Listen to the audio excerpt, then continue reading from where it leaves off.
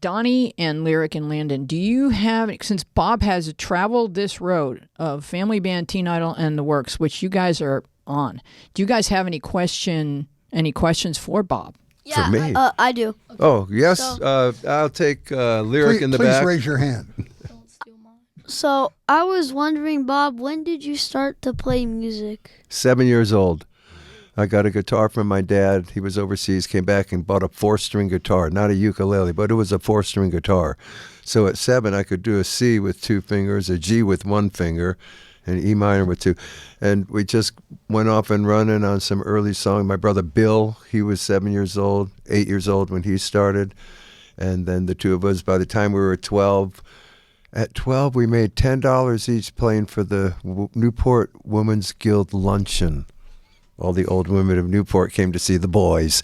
But my brother could sing Where the Boys Are by Connie Francis, and we're doing some Everly Brothers, and just relatively speaking, the kind of thing you did, but to the songs that were bestowed to us that we had at our disposal to try and figure out. But you had way more complicated stuff. But I think the gene got better as with each generation in terms of you guys figuring this out, because this is complex what you're going through here.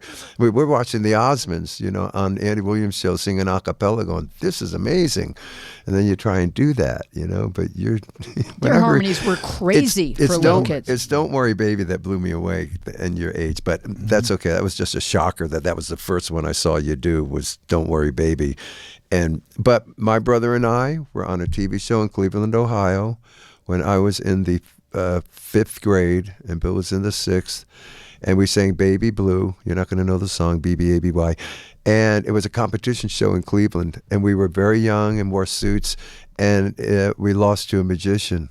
Yeah. So I returned to the 5th grade, having lost to the magician on this TV show, which everyone watched, because when you're that old... Shouldn't even be in the same competition. That's just wrong. It's like America's Got Talent, though. You have to compete with like a guy that juggles people. But we were hooked, just like you guys. We were hooked on music. We were hooked on this guitar all by ourselves. We had no dad and actually no mom to move us along. It's just this was something we got into on our own and stuck Good with. question, Eric. So, Bob, I have a question for you. Yes, sir. So every year, how much time of the year every year did you spend time on the road, doing shows and stuff like?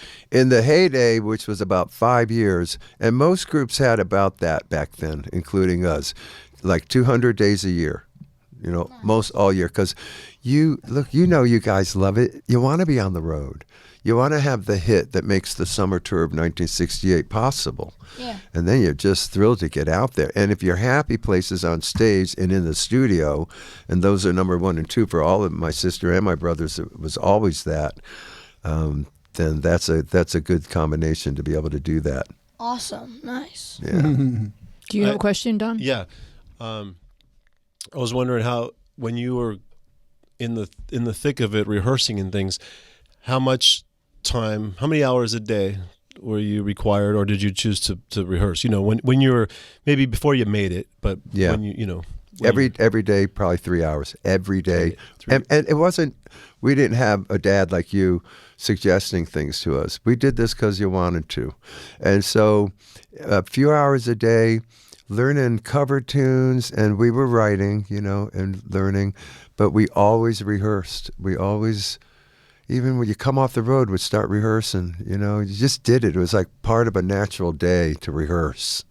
And we really drove that, not the parents. I think they were just relieved with 7 kids that this group of the 7 were interested in this, and it kept us very busy and out of trouble.